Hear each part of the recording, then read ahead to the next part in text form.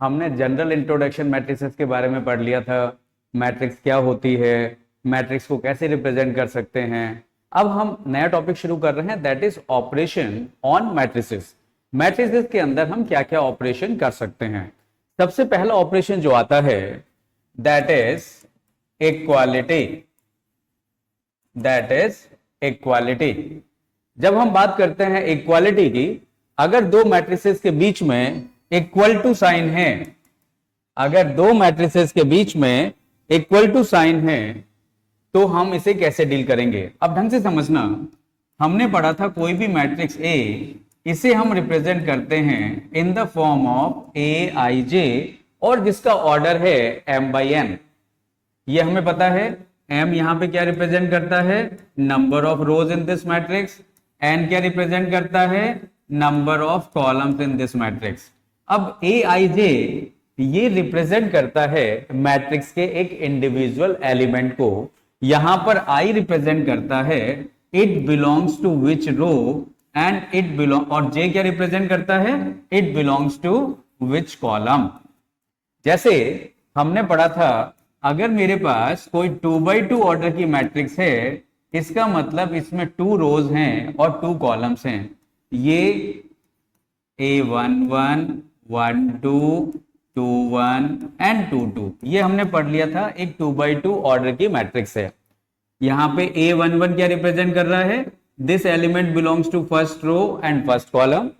A12 क्या belong कर रहा है, this element belongs to first row second column. A21 क्या रिप्रेजेंट कर रहा है, this element belongs to second row and first column, and A22 belongs to second row and second column. ये हम पढ़ चुके थे। अब इसमें आगे चलते हैं। इक्वालिटी, अगर दो मैट्रिसेस के बीच में इक्वल टू साइन है, आप ढंग से देखना, ए मैट्रिक्स हमारे पास है A I J order m by n, B matrix है हमारे पास B I J order m by n। आप ढंग से समझना, पहली कंडीशन, अगर दो मैट्रिसेस के बीच में इक्वल टू साइन है, ये तभी पॉसिबल है जब दोनों मैट्रिसेस का सेम ऑर्डर है। Order of both the matrices should be same, then only वो दोनों मैट्रिक्स इक्वल हो सकती है। कभी भी ऐसा नहीं हो सकता कि एक मैट्रिक्स मेरे पास 2x3 की है और दूसरी मैट्रिक्स मेरे पास 3x3 की है और इनके बीच में इक्वल टू साइन आ जाए। This is not possible. तो पहली कंडीशन इक्वालिटी के लिए क्या है, both the matrices should have same order.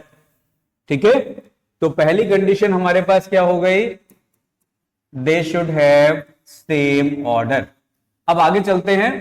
हमें दिया हुआ है a इक्वल टू बी, ए को हमने रिप्रेजेंट किया ए आई जे और b को हमने रिप्रेजेंट किया बी आई जे। अब दोनों के बीच में इक्वल टू साइन है, तो इससे हमारे पास रिलेशन क्या आया, A I J equal to B I J. It means respective elements of both the matrices will be same.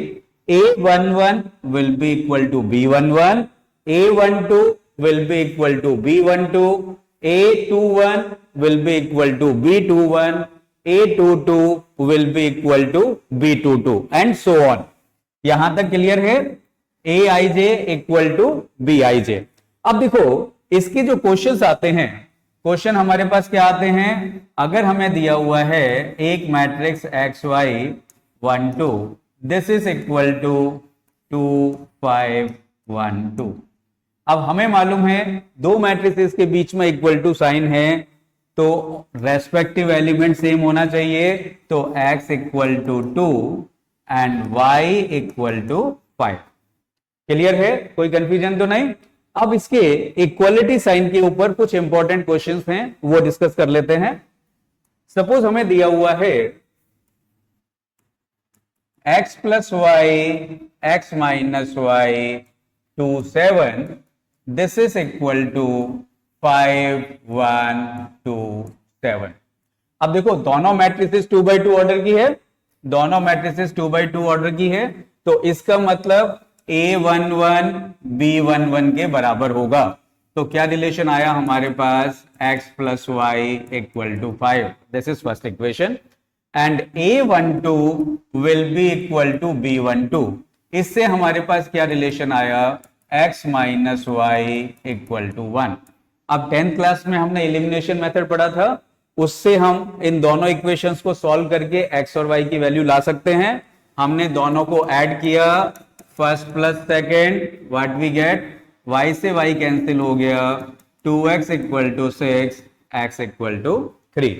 Now substituting x in first we get 3 plus y equal to 5, y equal to 5 minus 3, that is equal to 2. So our answer is x equal to 3, y equal to 2. Clear है इस तरह के questions. अब next type के questions देखो, ये बहुत important question है और काफी बच्चे इनको सॉल्व करने में गलती कर देते हैं। क्वेश्चन क्या है, ढंग से सुनना। Under real numbers, two matrices are defined like this equal to A, B, C, D. This matrix is equal to 1, 2, 3 and 4. हमें ये दिया हुआ है, ये दोनों मैट्रिसेस हैं, अंडर रियल नंबर्स डिफाइंड हैं और this matrix equal to this matrix. अब इक्वालिटी के हिसाब से रेस्पेक्टिव एलिमेंट सेम होता है, तो इससे हमारे पास A11 B11 के बराबर आया, तो इससे हम लिख सकते हैं A equal to 1, A12 B12 के बराबर होगा, इससे हमारे पास आ गया B equal to 4, A22 equal to B22 और इससे आ गया D इक्वल टू 4। अब कंफ्यूजन कहां पे आता है, अब बच्चे कंफ्यूज होते हैं, भाई C इक्वल टू C तो होता ही है, तो C की जगह क्या वैल्यू रखें, तो बच्चे ये लिख देते हैं C इक्वल टू C। अब देखो C इक्वल टू C तो हो गई, बट यहां पे अगर मैंने C1 लिया तो 1 इक्वल टू 1 होगा, C2 लिया तो 2 इक्वल टू 2 होगा। अब क्वेश्चंस पे चलते हैं। क्वेश्चन की हमारे पास लैंग्वेज क्या थी, under real numbers two matrices are defined like this. इसका मतलब C को मैं कोई भी रियल नंबर रखूंगा तो ये वैल्यू सेम ही आएगी, तो यहां पे आंसर हम क्या लिखेंगे, C बिलोंग्स टू R। तो यहां पर हम आंसर क्या लिखेंगे, C बिलोंग्स टू R। देखो ये क्लियर है सबको, तो फाइनल आंसर क्या बना, A1 B2 C belongs to R and D equal to 4। Clear है, कोई कंफ्यूजन तो नहीं। एक क्वेश्चन और लेते हैं। अगेन हमें दिया हुआ है under real numbers two matrices are defined like A, B, C, D equals to 1, 2, 3 and minus D। अब हमें ये दो मैट्रिसेस इक्वल दी हुई है, दोनों 2x2 ऑर्डर की मैट्रिक्स हैं।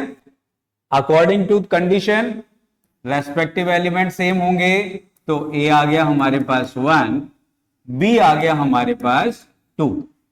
अब C इक्वल टू C, ये अभी हमने जस्ट डिस्कस किया था, C को हम कोई भी रियल नंबर लें वैल्यू सेम ही रहेगी, तो इसका आंसर बन गया C बिलोंग्स टू R। अब लास्ट वाले एलिमेंट को हम देखते हैं, इससे हमारे पास कंडीशन क्या आ रही है, D equal to minus D। अब ढंग से देखना, ऐसा कौन सा रियल नंबर है जो अपने नेगेटिव के बराबर है, ये हम लोअर क्लासेस में पढ़ चुके हैं। 0 is the number which is negative of itself, या तो हम डायरेक्ट इसकी वैल्यू 0 रख दें। सपोज ये चीज एग्जाम में रिकॉल नहीं कर पा रहे हैं, तो इसमें नॉर्मली सॉल्व करते हैं। ये माइनस डी है, इसको इधर लेके आए लेफ्ट साइड पे, क्या बन गया, d plus d equal to 0, 2d equal to 0, तो क्या आ गया, d इक्वल टू 0। तो आंसर क्या आ गया, d equal to 0। a equal to 1, b equal to 2, C belongs to R, D equal to 0। Clear है, कोई कंफ्यूजन तो नहीं यहां तक। अगर इस तरह का भी कोई भी क्वेश्चन आता है एग्जाम में तो सॉल्व कर लेंगे। ये इंपॉर्टेंट क्वेश्चंस थे, जनरली काफी बच्चे इनमें गलती कर देते हैं। अब हम आगे चलते हैं next type of operation, that is addition of two matrices. अब देखो, दो मैट्रिसेस को अगर हम ऐड कर रहे हैं तो यहां भी हमारे पास एक कंडीशन होती है, क्योंकि कोई भी दो मैट्रिसेस को हम ऐड नहीं कर सकते। कंडीशन क्या है, both the matrices should have same order. अगर दोनों मैट्रिसेस का ऑर्डर सेम है तभी हम उन्हें ऐड कर सकते हैं, अदरवाइज हम उन्हें ऐड नहीं कर सकते। तो कंडीशन क्या है, सेम ऑर्डर। सपोज मैंने फर्स्ट मैट्रिक्स ली A, that is A I J order m by n। Second matrix मेरे पास है B, that is B I J order m by n। अब क्योंकि दोनों मैट्रिक्स का ऑर्डर सेम है, हम इसे ऐड कर सकते हैं। हमने ऐड किया a प्लस बी, क्या बना, A I J order m by n plus B I J order m by n। अब ऑर्डर सेम है तो हम रेस्पेक्टिव एलिमेंट्स को भी ऐड कर सकते हैं। तो रिजल्ट क्या आ गया, A I J plus B I J order m by n। मतलब अगर दो मैट्रिसेस को ऐड कर रहे हैं तो रेस्पेक्टिव एलिमेंट ऐड हो जाते हैं और ऑर्डर सेम रहता है। जैसे मेरे पास अगर कोई मैट्रिक्स है A1 3 5 7, B2 4 6 3, जब हम इन दोनों को ऐड करेंगे तो रेस्पेक्टिव एलिमेंट ऐड होंगे। A11 B11 में ऐड होगा, A12 B12 में ऐड होगा, A21 B21 में ऐड होगा, A22 B22 में ऐड होगा। तो ये हमारे पास क्या बन गया, 3 7 11 एंड 10। देखो क्लियर है सबको, कोई कंफ्यूजन तो नहीं किसी को भी। यहां पे क्या ध्यान रखना है, जब भी दो मैट्रिसेस को ऐड करते हैं तो दोनों मैट्रिसेस का ऑर्डर सेम होना चाहिए। That is the necessary condition. और जब दो मैट्रिसेस को ऐड करेंगे तो उनके रेस्पेक्टिव एलिमेंट्स ऐड हो जाते हैं, ऑर्डर सेम रहता है। अगर मेरे पास है a equal to 2 3 5 minus 7, b equal to 3 2 minus 1 4। अब अगर हमें चाहिए a प्लस बी, तो रेस्पेक्टिव एलिमेंट्स को हमने ऐड किया, क्या बना, 2 plus 3 3 plus 2 5 minus 1 minus 7 plus 4। तो ये हमारे पास बन गया 5 5 4 एंड माइनस 3। तो इस तरह से कोई भी दो मैट्रिसेस को हम ऐड कर सकते हैं। कंडीशन क्या है, दोनों का ऑर्डर सेम होना चाहिए। That was our operation addition. अब नेक्स्ट ऑपरेशन हमारे पास आता है, that is subtraction of two matrices. जब दो मैट्रिसेस को सब्ट्रैक्ट करते हैं तो इसमें भी कंडीशन हमारे पास सेम है, दोनों मैट्रिसेस का ऑर्डर सेम होना चाहिए। अगर दोनों मैट्रिसेस का ऑर्डर सेम है then only we can subtract one matrix from another. अब यहां पे कंडीशन देख लेते हैं क्या बनेगी दूसरी। ए हमने कोई भी मैट्रिक्स ली, A I J order m by n। B हमारे पास है B I J order m by n। अब क्योंकि दोनों का ऑर्डर सेम है तो हम इनको आपस में सब्ट्रैक्ट कर सकते हैं। अगर हमें ऑपरेशन चाहिए a माइनस बी, तो क्या बना ये, A I J order m by n minus B I J order m by n। तो जब हमने इसको सिंप्लीफाई किया तो फाइनली क्या बन गया, A I J minus B I J order m by n। इसका मतलब रेस्पेक्टिव एलिमेंट सब्ट्रैक्ट हो जाएंगे, मैट्रिक्स का ऑर्डर सेम रहेगा। अगर हमने एक एग्जांपल लिया, a हमारे पास है 3 7 2 minus 3 and b is 4 2 1 minus 5। Now I want to subtract matrix b from a, मतलब a माइनस b।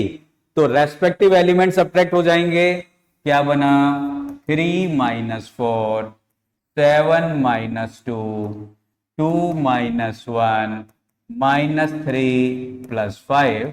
तो ये बन गया हमारे पास -1 5 1 एंड 2। तो क्या याद रखना है, दो मैट्रिसेस को अगर हम सब्ट्रैक्ट कर रहे हैं तो दोनों मैट्रिसेस का ऑर्डर सेम होना चाहिए, तभी सब्ट्रैक्शन पॉसिबल है। और जब सब्ट्रैक्ट करेंगे तो रेस्पेक्टिव एलिमेंट आपस में सब्ट्रैक्ट हो जाएंगे। क्लियर है, आगे चलते हैं। नेक्स्ट ऑपरेशन हमारे पास आता है, that is multiplication of A matrix, multiplication of A matrix bye a scalar. तो ऑपरेशन हमारे पास क्या है, मल्टीप्लीकेशन बाय ए स्केलर। अब अगर किसी मैट्रिक्स को एक स्केलर से मल्टीप्लाई करते हैं तो क्या होता है? ढंग से देखो, मेरे पास कोई मैट्रिक्स है ए आई जे और ऑर्डर एम बाई एन की कोई मैट्रिक्स है। अब मैं इसे एक स्केलर मतलब एक कांस्टेंट से मल्टीप्लाई करता हूं। सपोज मेरे पास है कांस्टेंट के, तो इसका मतलब क्या होगा? All the elements of this matrix will be multiplied by this constant and order will remain same। तो इन शॉर्ट क्या समझ सकते हैं? इस मैट्रिक्स के सारे एलिमेंट्स को हम इस कांस्टेंट से मल्टीप्लाई कर देंगे। जैसे मैंने एक एग्जांपल लिया, ए मेरे पास है 1 3 5 7। आई want to multiply this matrix bye 2। अगर हमने इस मैट्रिक्स को 2 से मल्टीप्लाई किया तो व्हाट वी गेट? 2 6 10 14, मतलब हमने सारे एलिमेंट्स को 2 से मल्टीप्लाई कर दिया। अगर हमें चाहिए 3a, तो अब हम क्या करेंगे? इस मैट्रिक्स के सारे एलिमेंट्स को 3 से मल्टीप्लाई कर देंगे। तो हमारे पास आंसर क्या बना? 3 9 15 21। Suppose I want to find 5a, तो हम क्या करेंगे? सारे एलिमेंट्स जो इस मैट्रिक्स के हैं उसे 5 से मल्टीप्लाई कर देंगे। 5 15 25 एंड 35। देखो यहां तक क्लियर है सबको?